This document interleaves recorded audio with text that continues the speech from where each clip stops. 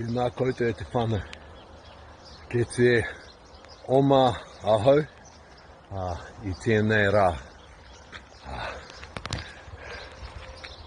Ko hemi mātanga te puki e upuko ki roto I te kapua. The rain is coming.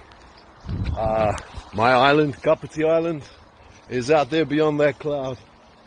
Parapara umu, te taone. Ko Waikinai, te taone. Nohia is gone in the rain, So, I better get running again.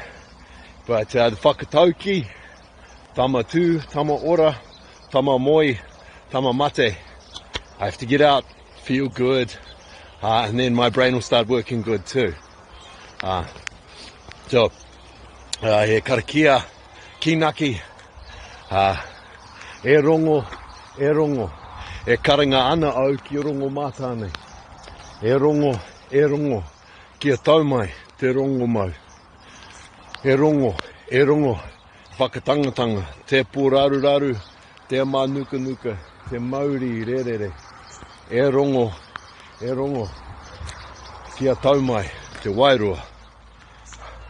Kia aio te tinana, kia aio te hiningaro.